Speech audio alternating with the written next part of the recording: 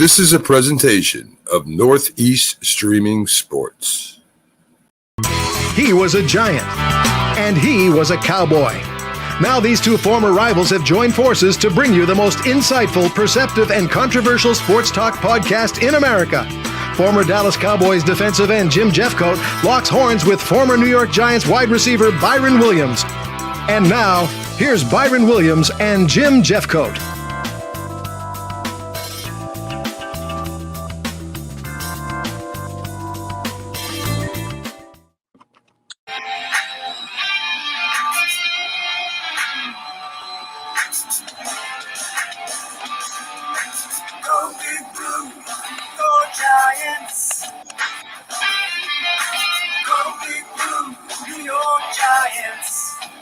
It's great to be a Cowboy, isn't it? This is how we do stuff. This is the Cowboys.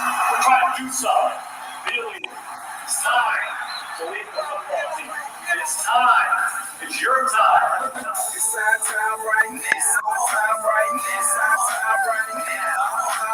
It's our time right now. It's our time right now. It's our time right now. We the greatest. Might as well play. Can't stop us no matter how hard you try. And now the host of your show, J&B Talking Shop, Jim Jeffcoat and Byron Williams. Good evening. Good evening. A great Wednesday evening. Let's do this, Byron. Let's do this. I'm ready. I'm pumped. I'm ready as well. Hey, how you doing there, Jim? Football is in there. Doing great. Yeah. Football is here. Football is here. So week one was exciting. I said week one was exciting. I'm glad we got everything kicked off. Yeah, it was very exciting. From the first game of the day, first game of the season with the Cowboys in Tampa, all the way down to the Ravens and the Raiders. And we could talk about it. Let's start off with the Giants and what you thought of what they did during that game, and what can they do better to improve. Personally, at home, I just thought they would have a way better game. To lose to the Broncos 27-13 was unexpected. I mean, they didn't play. Daniel Jones got to pull up a little bit. He's not being a leader, making plays. He fumbling the ball, making bad decisions. But they started the game off well, but man, they looked like they didn't have nothing in the second half, dead legs. And, of course, Teddy Bridgewater don't make mistakes. And Denver, Von Miller and team came in and put a whooping on the Giants. Mm-hmm. What do you think about the receivers? How did you think the receivers did on, obviously, the Giants and for Denver? Yeah, the receivers. Shepard had a touchdown. I think he had over 100 yards receiving. But other than that, they didn't do a whole lot. I mean, in order for them to be competitive and have a good showing on the defense, you got to be. They played better defense last year. I just thought they just was untuned, unplugged on all cylinders. I just don't believe that the Giants was focused on coming in and having a good game, especially at home. You got to have a fired up attitude and be motivated by it, excited about what's getting ready to happen. And you want to be 1-0 going into the NFC East. I mean, Denver, they're not a real powerful team. I think they can be, they're competitive. Of course, they got a good defense. But other than that, the Giants didn't show up to play. See, I think I have to disagree with you. I think Denver's going to be pretty good. I think Bridgewater, before his horrific injury, was one of the top quarterbacks. And unfortunately, he was a franchise quarterback for Minnesota. And then Judy, I know he's injured and he's going to be out for a couple of weeks. He showed me something. And they just like you said, Bridgewater is not going to kill you. He's not going to make mistakes. As long as they can run the ball, have somebody catch it when they're stacking up against the run, and play great defense, they got a chance. I don't think they're going to be the team to beat with Kansas City in that division, but they're going to give teams some problems. Now, Absolutely. Let's talk a little bit. You can't overlook them, for sure. Yeah, you definitely can't overlook them. And I just think, too, that, it's a long season, and we'll we'll see. But the game plan with the Giants seemed real simple on offense. We got to get something moving on offense. Of course, we got to get Saquon back up to par, make sure that he's a part of the game plan, and you got to continue the momentum that you need to be competitive week in and week out. Now, on the thing with Saquon, he only carried the ball 11 times, and it was his first game. Right. He didn't have any preseason, but he didn't look the same. He didn't look like Saquon Barkley of the past few years. I mean, he was a dominant player. He looked like he was tentative and not sure of himself. And maybe that's because he didn't carry it that much and got into the rhythm of the game. They got to get him in the game because that helps Daniel Jones. Yeah, well, I think this week it was a short week for him. Of course, they're playing tomorrow night against Washington, and so we'll see what kind of adjustment they make. I think one of the things about playing on a professional level, you got to have short-term memory. You got to go into the game and knowing that that last game is behind us. Let's move forward, and plus we got to continue to have all these games, that divisional games, which is important. And tomorrow is the first divisional game with Washington coming up to New York. I think, and people are going to question the coaching and everything. I mentioned this before. They had a tough training camp. It was a very physical training camp. They were getting after it. They could have been a little leg worried, and that's not an excuse. But I think the coaching is going to be fine. I think they'll beat Washington. I think they're offensively, they're more explosive than Washington. You got Hinkie or whatever his name is, but he's in the game, and I think they're going to get after him. I think they'll be fine there. So they'll be at 1-1. Now let's go on to what happened with the Cowboys in Tampa. Obviously, Cowboys played Tampa hard, and people are going to criticize those corners, but those safeties got to help the corners, and they were playing a lot of cover 2-man, and they were expecting help over the top, and they didn't get it. And the other thing I saw from a perspective was the D-line has got to give them some help. The interior guys have to play better for them, and they got to get pushed. Brady could step up anytime that he wanted to, and that made it easier for him. Obviously, in your opinion, I don't know, but it was a push-off at the end of the game. It was an offense. It should have been called offense on that one. And you are the expert on receivers. I think in the last 2 to 3 minutes, I think that instant replay got to be more in effect, because sometimes these referees miss plays like that because everything happens so fast out there on the football field. So, yeah, it was definitely a push by the receiver. And unfortunately, playing in Tampa and home teams, they do have that advantage. And sometimes referees do miss those little pushes and things like that, because it's such a contact sports all the way down the field.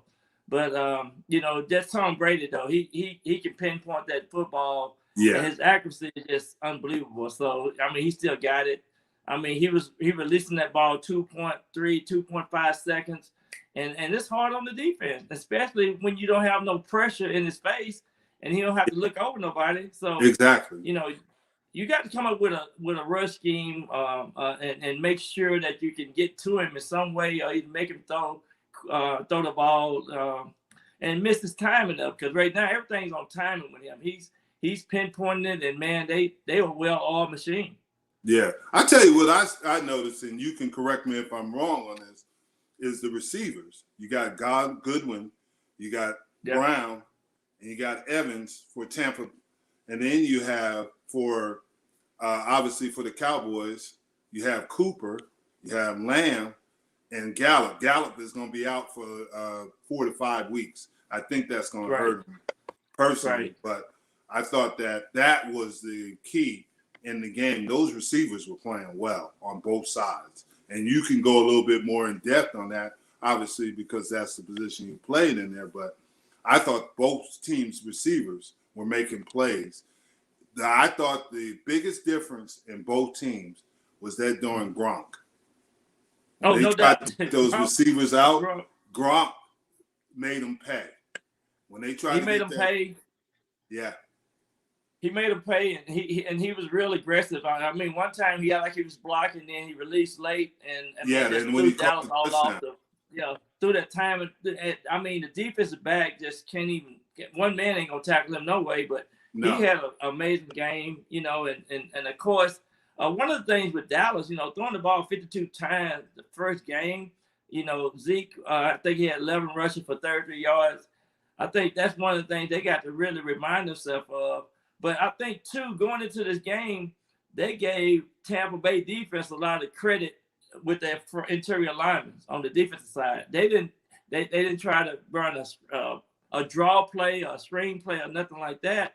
And of course, Tampa Bay got some linebackers that can run, and Dallas got linebackers that can run. Yeah, I tell you, that was a good, well matched game, and it came down to whoever had the ball last.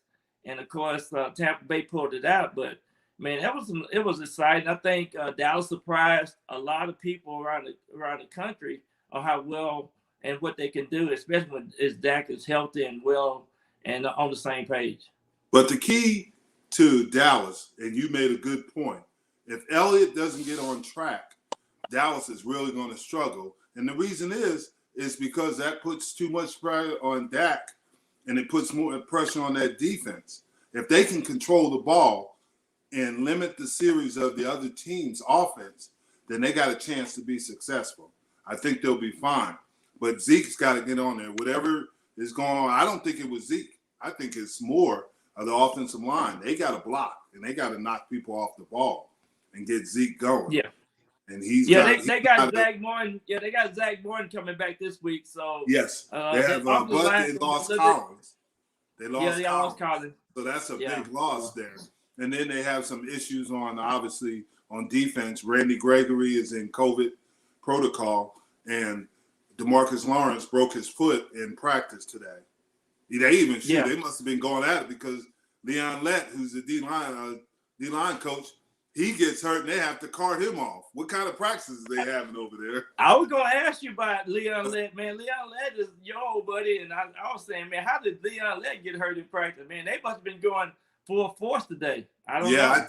I texted him and he said he's okay, but they had to cart him off. He must have got hit. The big one is going to be DeMarcus Lawrence. They got some young guys that have been playing well, but I think when you talked about their last game, Tampa's interior guys controlled the game. Dallas's interior guys couldn't do that. And when we get on here later on with some of our guests, Tony Tolbert, we'll talk about our interior guys were really good, and they pushed the pocket and made it easier for us. So that's the things that you got to realize, especially playing defense. You got to have, in a four-man front, you got to have guys that can get push up front. And that's what happened with the Raiders, too. And we'll talk about that a little later. But it was a fun Thursday night game. I mean, everybody was excited. I mean, they showed the group here in Dallas at the stadium. They had the big screen going, and so everybody was excited. So it was a good start for the NFL. You know, ticket sales was up, so it was a great event. Very entertaining game. Yeah. No question. Let's go around a little NFL and talk about it. This is an unusual year. You had 3 true rookie quarterbacks play their first game, and they started, obviously. Which one do you think played the best? Well, I think, you know, Mac Jones did well with the Patriots. I mean, he don't make mistakes, so I like about him. He's a good focused individual because he got Bill Belichick now right there too. But you know, I just think Zach Wilson didn't look bad with the Jets, and of course the Texans they ran away with the Jaguars, and so Henry Lawrence, Trevor Lawrence, you know, I think didn't make a lot of mistakes. You know, he had almost 300 yards throwing the ball. But, you know, of course, you got to play some defense. But those quarterbacks are doing well. I mean, they make a couple of mistakes, but that's what, you know, that's part of the game. But, you know, I think you can build off of that. And but it was good to see. And then they brought in Trey Lance a little bit with the 49ers, and he has some early success as well. And, of course, I saw with Chicago, Justin Fields came in on certain down situation and did real well on Sunday night game with Chicago. course, they lost their game. But I just think it's going to be some good football going into this 2021 season, and these quarterbacks are really exciting. I think they're more advanced, and and these teams have the potential to win some games that they are predicted not to win. Yeah, and that's the thing. You make a good point. In my opinion, and this is just my opinion, I think Zach Wilson is going to be a special one. I think the Jets made a good decision. He reminds me a lot of the Aikmans, the Marinos with that quick release and how he plays the game. And that's not saying negative about Mac Jones. You were right. For the first time, Mac Jones did do well in his game. Trevor Lawrence, I think the issue with him is that his team, I mean, he's got to get more people around him on offensively and defensively for him to be successful. And the one thing I think is Urban Myers is going through a learning curve, and unfortunately, Trevor Lawrence has got to go through that learning curve too, where Zach Wilson was with a group that were all NFL, and I'm not saying that's the end-all, be-all, but with a group that have been in pro football for a while, so they understand it a little bit. Urban is adjusting as he goes, and he got some, Trevor's going to have LaVista Chenault is a tight end and a receiver. I mean, a receiver in a tight end's body, and he's a big physical guy. And I think Jacksonville will eventually get better. But I thought Zach Wilson was the best of the young ones. Justin Fields, I really like what he did down on the goal line. I think he's going to be the one. And like you said, Trey Lawrence, he got in the game and he did things. It's just that can they continue? They're going to have to get better and better because you know how the NFL is. They're going to learn what these guys do well, and they're going to exploit what they don't do well. And they're just going to have that. So that was the good thing to see those young quarterbacks getting the opportunity. Yeah. We're expecting Big Pepper Johnson, NFL number 52 from Ohio State. Will be one of our guests tonight, and we're going to have some exciting guests tonight. So I think Pepper is in the house. What's up, Pep? Speaking of Pepper Johnson, he's already here. What's up, Pep? Pep can't hear us. Pep can't hear? I got to get my got that look. Charger. Turn that mute button off, Pep. Pep, you here? I need to get my charger. The charger line. Pep, you looking in there, but I don't see you. I don't hear you. You got to turn the volume up. It might be in my truck. Pep, let's go, Pep. We're going 52 blitz. Hey, Pepper, if you can hear us, I don't think you can hear us. My goodness. He's trying to figure it out. Yes, he is. Well, while he figures it out, the thing I remember about Darren Wilson had that same problem a couple of weeks ago. Yeah.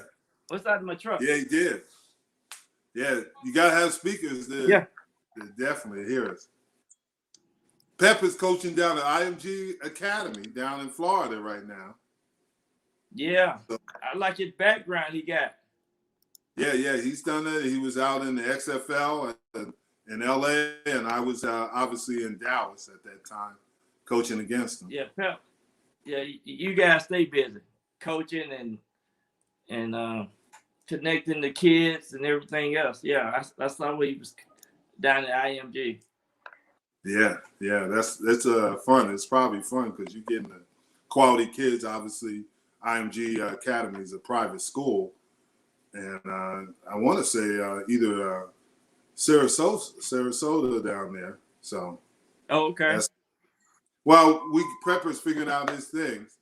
We can continue to talk about some of the games we saw. There were some good games. I watched Cincinnati. Well, the Chargers, the Chargers against the Washington team. I think that was a good game. Yeah. Wasn't a bad game at all. Unfortunately, Ryan Fitzpatrick got injured, and that was tough. He hurt his hip, subluxed his hip, so that's going to be a little bit of time, and it's going to take him time to recover. I wasn't high. I like Justin Herbert, but I didn't think they were going to win. And who knows what Patrick, if he was healthy, if he would have stayed in the game, what they would have. I don't really know. But that's the thing is you never know. Pepper, you with us? Yes. Hey, What's Pep, up, what's Pep? up, man? We want to run 52 blitz, Pepper. We want to run 52 blitz. Nice. I had to get off that. Pep, I got a question for you. Give it to What me. was that dance you and William Roberts were doing in the Super Bowl? What y'all call that dance? Was that something from Ohio State? No, that was something from Miami. True. Big Dog brought that up. I'm trying to get this thing right. Big Dog brought that up, said, he said they was doing that in Miami. He told me a while ago, and that was earlier in the season, and showed me the dance and everything. Stomp and grind. It was stomp and grind. Stomp and grind. Okay.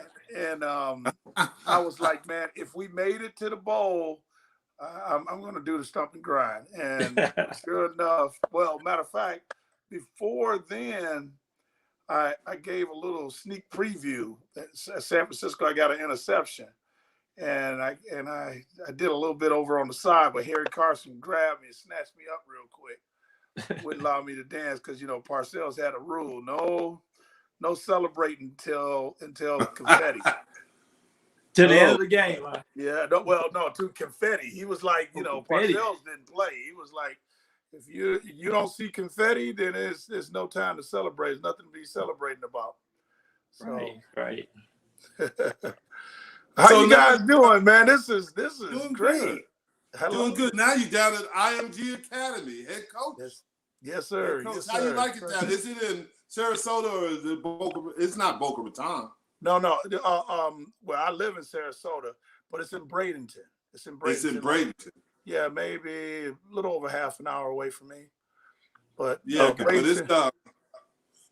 is. I mean, you're getting the best of the best. Yeah. We got some pretty good guys over there. We get a lot of people calling me. People from out of the blue want to try to talk to our kids and try to pick up on them. Got a lot of good kids that we did. I think we're trying to do a better job of selecting not just talent, but just some guys that good character kids. So right. That's big on my list. I tell the guys all the time, I don't care who you are, how much ability you have, but if you don't fit in the room and you don't fit the rest of your teammates, the rest of the team, soon to be teammates, then I don't want to bring these guys in. I understand. That's really good, Pep, man, because those kids need to know that. That's how we grew up, and that character would never be replaced, and some of the things that you're teaching them, they're gonna really appreciate it 10 years from now, 20 years from now. Exactly. Well, that's our goal. Hey, you know me, I gotta. If I'm gonna put my name on this, a lot of people that's calling me that either I know them from the past, from either in the league or college or something like that, I don't want to put my name on it. I want to put my stamp on a guy that's going out there and be a bad character. Good talent, but, it's just hard to deal with and, or not a good student. I don't really want to try to bring those guys out. Right. Well, Pep, we know that you got a lot of fans out there, and I want you to tell them a little bit about those 2 Super Bowls you won with the Giants and some of the things that you and Bill Parcells and Harry Carson, that great defense, Lawrence Taylor, how you guys really made football fun for the New York fans. I don't know if you got enough time on this show. With my mouth, come on, Byron. You're talking to that guy. My players now, they always tease me. I use the phrase "quick fast," and one of my coaches, he got him. Matter of fact, Ernie Logan. He played in the league. I think 10 years in the league, And he talking about my quick fast is 20 minutes and anything else is 2 hours. But I mean, it was a wonderful thing. You know, my first year in the league, our first year in the league, that class. They just be popping up and coming in and throwing things at people. What are you doing, boss? What's up, fellas? How y'all doing? Oh man, there's greatness in the room. There's greatness in the room. Yeah. Oh yeah, there's Tolbert too. So yeah. You want to talk about physically tough, Pep? Yeah. I'm gonna tell you about Tolbert. Before games, he be in the training room and they take a vial of blood out of his knees. He never complained, never whined. He just go out there and ball. Yeah. That's physical toughness. Yeah, that's what I'm talking about. I mean, there ain't guys like Tony Tolbert anymore. Yeah. That's why he won 3 Super Bowls. That's why he went to the Pro Bowl. And he came in the league. What you weigh, T? 236 pounds? Yeah, about that. 236, 240, somewhere around there. It took me about 3 years to get about 265, 260, somewhere in there. Yeah. You know, one of the toughest guys that ever played, man. How you doing, Pep? Oh, I'm good. These guys are just getting started on me, trying to get me to talk for 2 hours. About Super Bowls. Oh, yeah. Y'all had the best set of linebackers, man. I was a big Carl Banks fan. You know, you guys put in work. Of course, you know, being an arch enemy of ours, it was hard to watch it, you know, being successful, but I was happy that you guys represented the NFC East well, you know. Y'all did y'all thing, man. Thank you. We did that. We could hate each other for 3 hours, but respect each other before and after the games. You know, that was the ticket. I walked away from a lot of ball games. Speaking of my rookie year, we lost to the Cowboys. Starting that whole '86 season off, and we got ourselves together and said that we got to forget about those guys. Had to forget about the previous year, and what they lost and everything, and get focused and got us focused. And I mean, it was a train ride. Like matter of fact, Parcells started the year off. He emptied all the veterans out of the room. He kept, that '86 class, and he told us that he didn't need any of us, and we better figure how to carry our own weight. That dude was a bug now. Starting off like that, he was like, "We don't need any of y'all. We made it to the playoffs. We know how to get here. We know how to win. Blah blah blah blah blah. Y'all need to start running and jump on the back of that caboose, and then when you get on, figure out a way how to carry your own weight and shovel coal." One thing you don't realize, Tolbert's from Englewood, New Jersey, north of yes, sir. The Meadowlands, and I'm from Madeline, New Jersey, south of the Meadowlands. We both grew up in Jersey, so all we heard there was Giants. When I was growing up, the Giants weren't as successful, obviously, and the Cowboys were. So obviously, I had a hate for the Cowboys because I grew up in Jersey. Yeah. But when the Cowboys started paying me, I had a love for them. I thought that was crazy. You had to go where the money go, right? Yes, sir. Let me get this camera away from my big head. Yeah, we talk about that all the time. I grew up here in Texas, and I was a Cowboy fan, and then playing for the Giants, and you guys was flipped. Me and we it was just flipped. But the good thing about it, that NFC East was great football, great group of athletes, and man, just always they always going to the Super Bowl, going to the playoffs. So Harry Carson taught me a lesson quick, fast. When we were playing NFC games, and especially division games, he would wear his elbow pads, his forearm pads, and stuff like that. When we were playing AFC games, Harry would come out there with just gloves. Wow. It was just gloves. You know the crazy. You knew it was going to be a war too. Yeah, exactly. Even in Philly wasn't as successful back then. Yeah, but you knew when you went to Philly, you better be ready. You better buckle up. Exactly. Yeah. We all punched each other. You know. From Washington, we would beat Washington.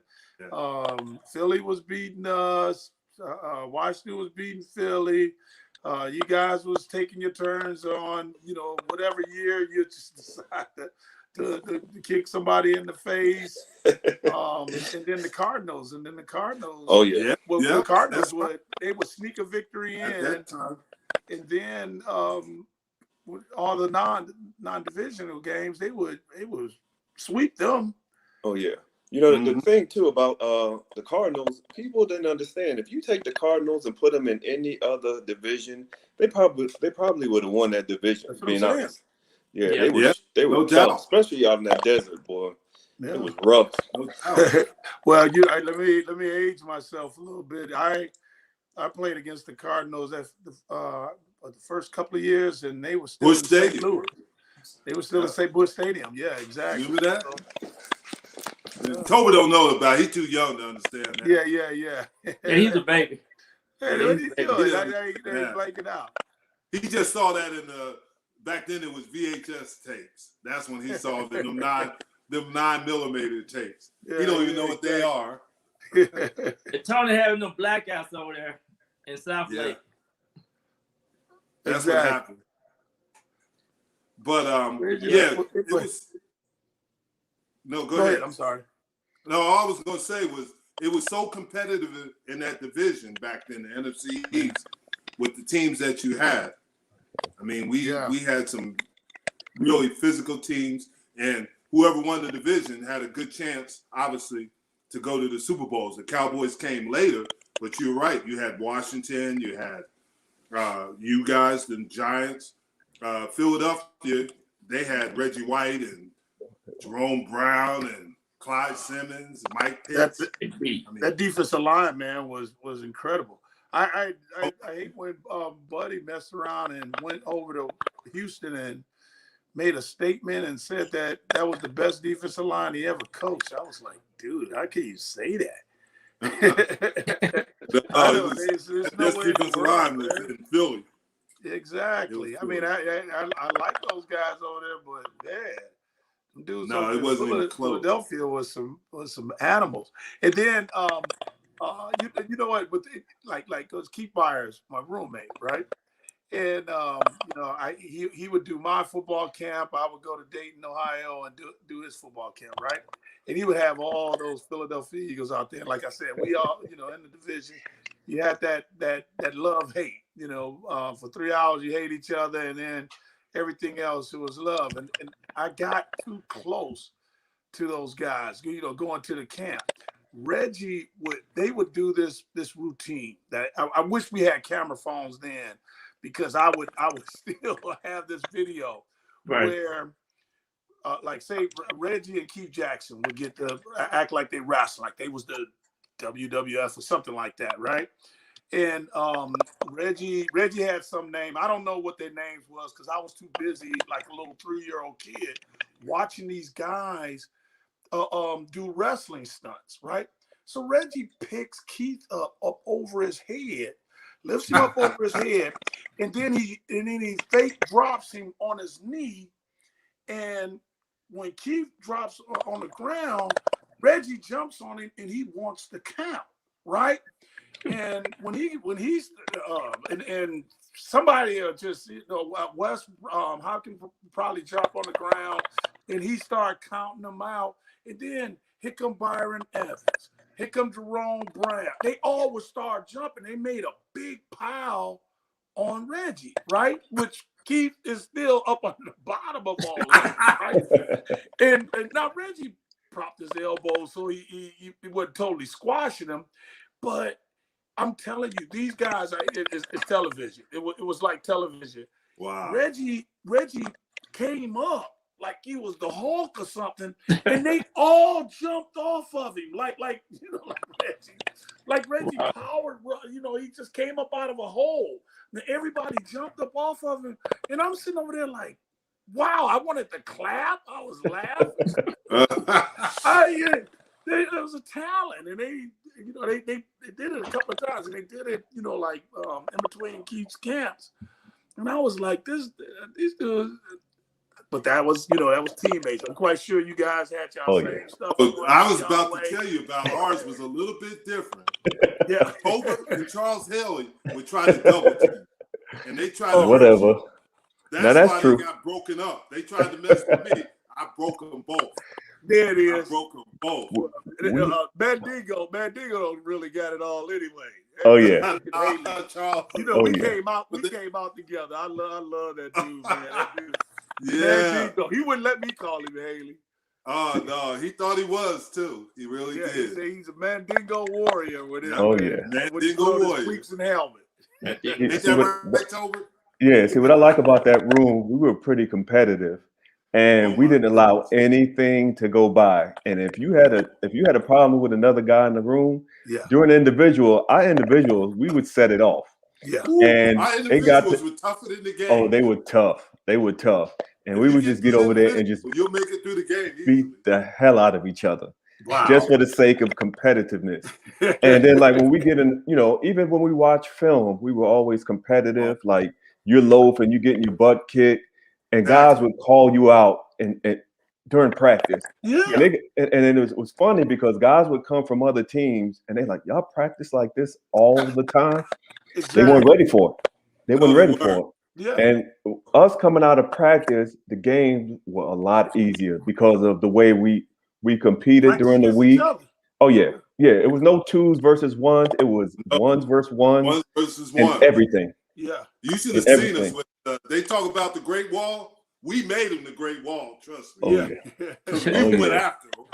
And you couldn't go in that room and get beat.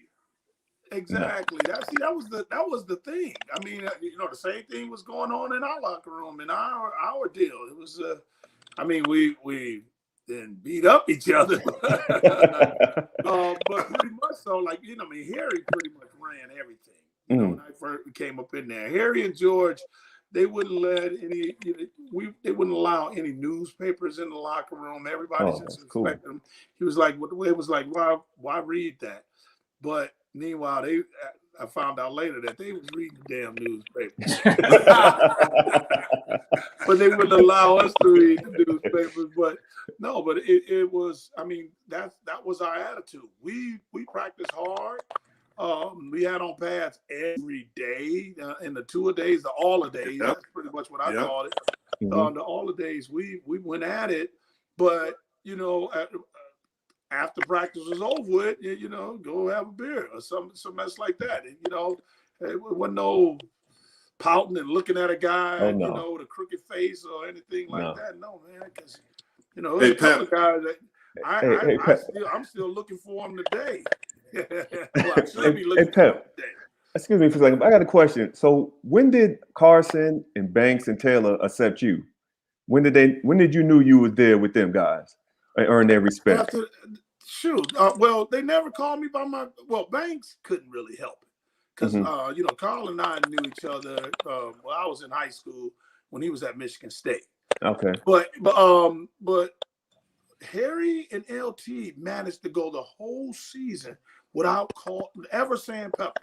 Never said Pepper. I was rookie. I don't care where we were at. It was the linebacker night out, you know, linebacker night. It didn't matter with away games, Super Bowl.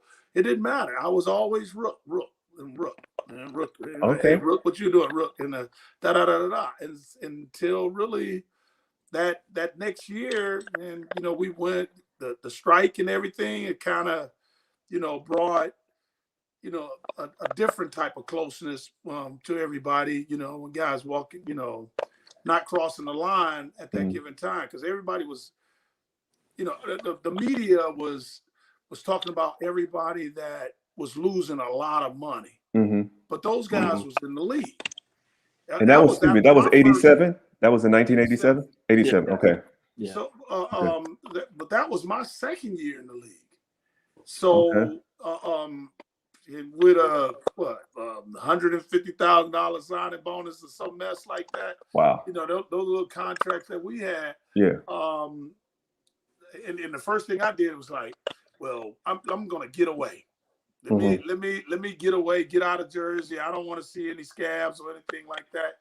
And I went on a little tour, traveling around to different places, different states and stuff in the United States, trying to stay close, thinking that this thing was going to be over with in about a week or two.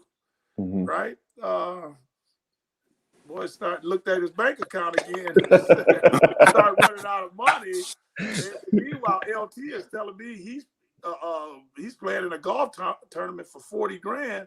I'm like, how in the mess, how can I get invited to that? Let me carry your clubs and give me 5%, Now, sorry for a second. I have a question for all three of you guys, because I wasn't in the league at 87. How do y'all feel about the new collective bargaining agreement and stuff like that, and how things have changed from a financial standpoint? Because I think I was in college still, and you guys were going through that deal. Yeah. How did it affect y'all besides financially, and then going forward so far as of today? That's a good question. I thought it helped us. I really did. That was really the turning point. I think that was the turning point of the collective bargaining really helping players, because they created free agency and some other things that happened where you didn't have the freedom, and the contracts, the contract, they cut you, and the contracts wasn't that good before that. So the benefits started getting better. I think in 1990, really, when that after the 87, the next collective bargaining agreement with Steve Garvey now, I think that's when it really got better. Okay. And you got to remember, Tolbert, I didn't get free agency until I was 33 years old. Yeah, wow. Exactly. Wow. Like we still was we were like the pioneers. We set everything off, and a lot of these cats to pay homage, but at the same token, you did what you had to do, what you felt was right, and they still have not addressed the main thing what we were arguing about. They, I not want to disrespect the Reggie White settlement and all that stuff like that, but I know we went on strike for collusion. Yes, and we went on strike for collusion, because that was the main thing. It's just like Byron just said, that the reason why it wasn't any true free agency, because you had general managers talking to general managers, teams talking to teams. So you got cut, and if you got cut in haste, then no other teams was trying to touch you, because they didn't want to touch their, disrupt that fraternity. Yeah. Until you got, like as of late, you have a lot of these owners that don't care about the other guy, and that's why these guys is getting these astronomical contracts and really not doing anything. They just showing face and run fast. And but don't you think that's just the market now, Pep? Don't you think that's just the market, and without a doubt dictates them? Because I agree with you. Some of these guys are not very good, but they're getting big contracts because of the market. It's not because of their talent.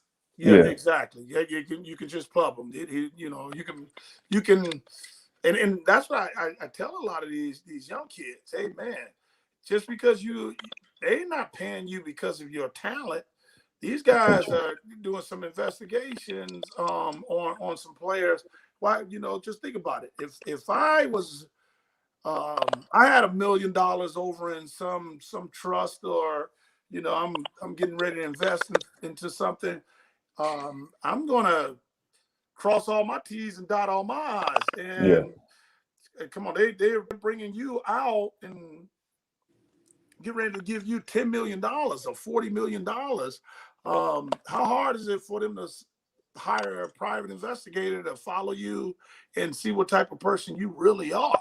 Yeah. And if you're gonna keep their name clean, like that was one of the things that I like about Mr. Kraft, or Robert Kraft in New England. He referenced the New England Patriots as his name.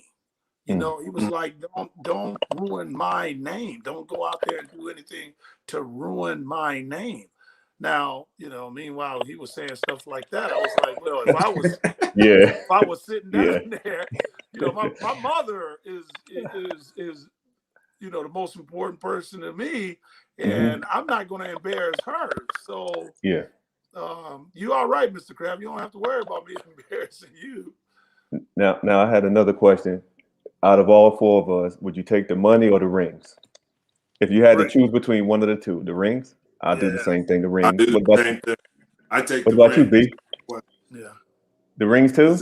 There's nothing in pro sports like winning the championship. Yeah, There's nothing. Yeah. True. The money's great, but it's the rings. It's a no-brainer. It's a no-brainer. I'm gonna tell you this. And you guys probably is living that also. You win the rings, and you're gonna get continuous money. If that's something that if you're forcing it, yes, you are. Yeah. You don't. You're just not crazy and burning bridges. You did all that mess, but I think that I would always have a home going back to New Jersey. I didn't. I think part of my legacy with the Giants is not as strong as some of the other guys because I didn't stay there as long. Now, Carl, I think Carl may have like a year or two on me, but he went away. He did Washington. He did Cleveland before he retired. But Carl is back there now doing the Giants broadcast. Yeah. So everybody forgot all about him leaving there. They look at my 13-year career and only 7 being with the Giants. That Pep was a good Giant, but he didn't stay a Giant. But it wasn't by choice. You had Cleveland too in there? Yeah, I know New England. Cleveland? Yeah, Cleveland for 3. No, I never played in New England. I just coached in New England. Oh, you just coached in New England. Okay. I did the one year, the worst year of my freaking life, and that was with the Detroit Lions. Oh my God! I'm born and raised in Detroit, and I thought it was going to be something coming back. And I always thought, hey, if I got an opportunity to help Barry Sanders, I wanted defense and all that stuff. But I'm telling you, I've never been injured. I never missed a practice, a game, anything, in 12 years until. I tore a quad tendon in my knee playing with the Jets, right? That still wasn't worse than my year, previous year in '96 with who was up there with the Lions. Who was coaching?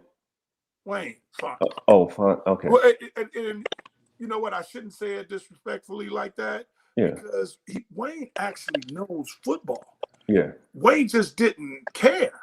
Yeah, that was his thing. He just didn't care, and it was like every year it was a running thing that they would start off slow, and then Wayne started to coach, and then they would win out the season, and then everything was like, okay, see how we ended the season? We're going to be better next year, and then next year, they start the same way. They took their spring ball. They took their spring ball. And went to Tampa. What do you go for football? What do you go in the spring? What do you go out there to Tampa for? But that was his old stomping grounds. He want to play around. I shouldn't tell that man business, but yeah, I got you.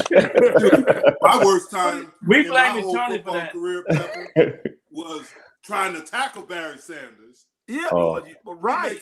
So that's the only highlight film I'm on is trying to tackle Barry Sanders. Yeah, Toby's on that film too.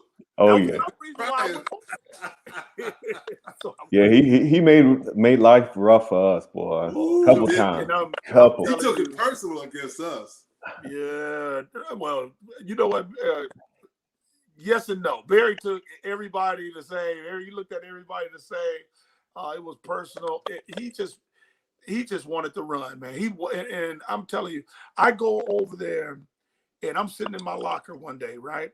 And he comes over and he sits down beside me, and I'm telling you, I felt like I was talking to a third grader. He was like, Pep, come on, man, tell me how does it feel to be over there, winning championships and all that stuff like that.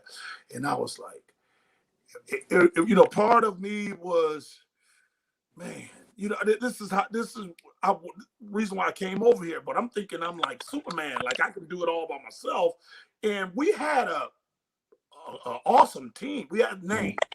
Mm-hmm. Put it that way. We had names that we could have done something. And in the previous year, the offense was putting it out there, but we were misled, and it was bad guidance and bad leadership and stuff like that. And you had Porsche. Porsche was he's killing. Porsche had me attack the defensive coordinator. He was like, because I'm not trying to badmouth the defensive lineman, but for the linebacker standpoint, knowing what's going on in front, knowing what's going on midsection, knowing what's going on in the back end, and I was like, the structure of our defenses, man, don't make any sense. Mm-hmm. We took a guy, and a guy smaller than me, playing the outside linebacker. He was an outside pass rusher. And we told him to blitz. Wow. Cross my face, was run across me, and blitz up in the A gap, run right up the middle, in the jaws and the teeth of them big dudes. And I'm like, raise my hand. Why wouldn't you just send my big butt up in there? I can take on some blockers and hit these guys. They tossing them around. Mm-hmm. But, we had no rhyme or reason, no concept in the freaking defense, and that was bad because I'm telling you, like Wayne really, and I actually, when I came into the league, his brother Lenny Fonz, mm-hmm. So he was a DB coach, and I knew football, so you figure that his brother had to know a little bit about football, and he really did. But he just didn't apply himself. He would go out there on a golf cart, blow a whistle, start practice, stay in the cut or in the tunnel for the whole practice, and then practice is over with. They got to tell him, and then he blow the whistle again and just dismiss you. Yeah. It was like, come on, man, this can't be serious. Yeah. So, but. Yeah, it's nothing like the program what you guys was just explaining. Nothing. Yeah. Of course, I'm coming from Parcells and Belichick. Nothing that like what I came from. So I got like a rude awakening. Yeah. So Tony, yes, talk sir. to us a little bit about how did you, when you came in with a talented group. Obviously, Stepnowski, DJ, Troy. Yeah. Guys like that. Andy Shannon was on that team. Rod Carter. Yeah. And what was your experience walking into a pro locker room? Well, the good thing about that, the prize possession was Troy. So for myself, I came in the fourth round. I got a chance to sit back and watch you guys. It was you, Ed was still playing, Danny Noonan. So I was kind of like the guy that nobody really expected a lot out of. So I got a chance, you basically taught me how to watch film. I never really understood how to watch film, but I would sit there and sit behind you and kind of slyly watch what you're doing and talking to yourself and all that kind of stuff. And, then the workouts and how to become a pro and all of that stuff. I had no idea, diet, etc. And you guys, I got a chance to sit back and just watch. So my second year, when I got a chance to really play, I played like 5 games my rookie year, but my second year, I got a chance to play and understand like, hey, this thing is for real. And if I want to stay in this league, I got to do something to stand out as well as get more physical and get my body big. I think I had just turned 21 at the time when I got drafted a few months before that. So I was behind the curveball. And then, of course, being in New Jersey, you weren't expected to lift weights like they do out here in Texas. No. I mean, every kid out here in Texas is like 265 and bench 300. Run. Oh, yeah, that's all you're supposed to. And we went from one sport to the other, to the other, to the other. So I remember, no lie, I went to the combine and we were lifting. And I did linebacker drills and D-line drills. But I was with the linebackers. and everybody was lifting that 225, 25, 30 times. I was the second weakest person behind a kid from Georgia who was a kicker.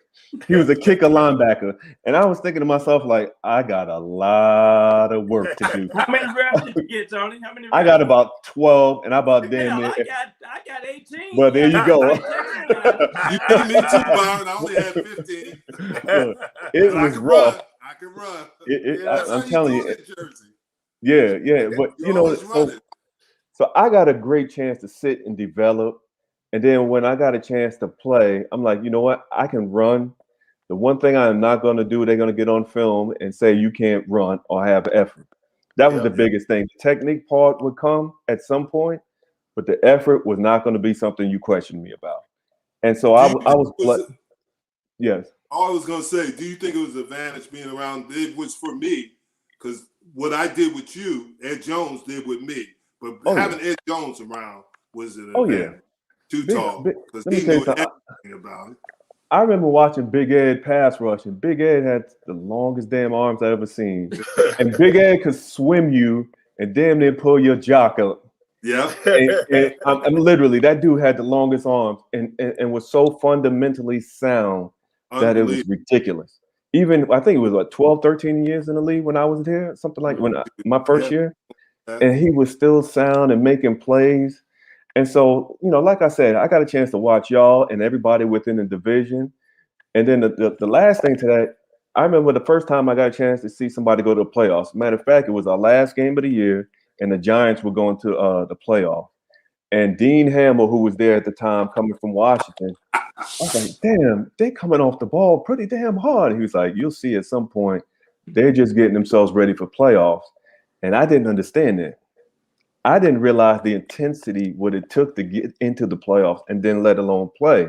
So I was getting lessons every damn day, every Sunday around here. Yeah. And fortunately enough, it paid off and we won those 3 Super Bowls. Yeah. Yeah, we had some intense practice.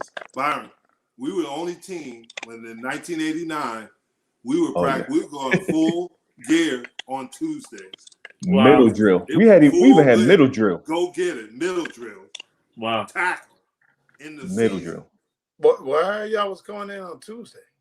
No, it was Wednesday. Wednesday. That's he had an old man moment. It was Wednesday. Okay, my bad. I was like, hey, Pep, we didn't have practice on Monday when we won the game. Parcells said, y'all take the day off. I'll see y'all Wednesday. Yeah, it didn't work that way for us. Nah, it took a bunch of them before he started letting us, have Monday off. Yeah. Hey, you know what? I was about to say, it was so crazy. You guys on again. It's great having y'all stories because people don't understand how the NFL really was. Because they see what's happening today, and there's some good things happening, and they've done some quality things. But we appreciate you being on and everything.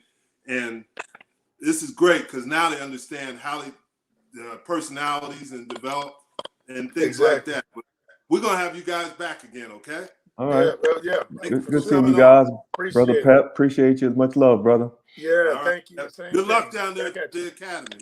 Yeah, good luck. Good luck. Hey, thanks. Right. Thank you, guys. Appreciate it. All right, DW.